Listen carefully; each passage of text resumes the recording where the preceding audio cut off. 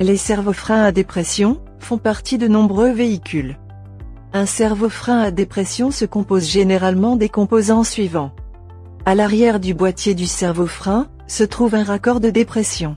Le raccord de dépression est relié soit au moteur, soit à une pompe. La pédale de frein transfère l'énergie du pied du conducteur au servofrein.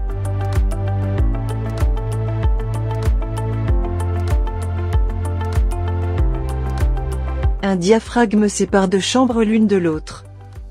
Dans cette animation, il s'agit d'un diaphragme flexible très simple. Un soufflet est utilisé pour la protection contre la saleté et la poussière.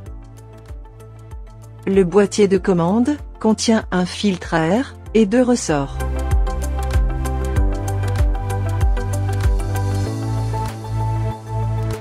En outre, le boîtier de commande contient une soupape à disque, un piston et un disque de réaction en caoutchouc. La pression atmosphérique est représentée ici en bleu. Comme le soufflet est perforé et que le filtre est perméable à l'air, cette pression atmosphérique est présente dans la partie avant du boîtier de commande. Le raccord de dépression alimente la chambre à dépression en dépression. Comme la chambre à dépression est reliée à la chambre de travail par un canal, la dépression est présente dans la chambre de travail. La dépression est assurée, soit par un moteur, soit par une pompe, comme dans le cas des moteurs diesel. Dès que le conducteur appuie sur la pédale de frein, la soupape sépare les deux chambres l'une de l'autre. Le piston appuie ensuite sur le disque de réaction, qui est déformé par la force du piston.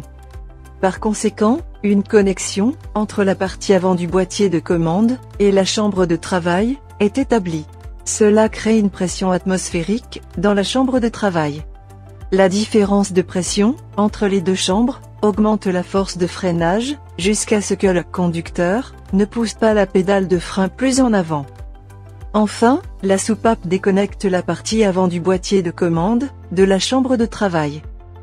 En cas de freinage à bloc, le canal entre le boîtier de commande et la chambre de travail est maintenu ouvert en permanence. La pression est constamment exercée sur le disque de réaction et la pression atmosphérique exerce toute sa force sur le diaphragme.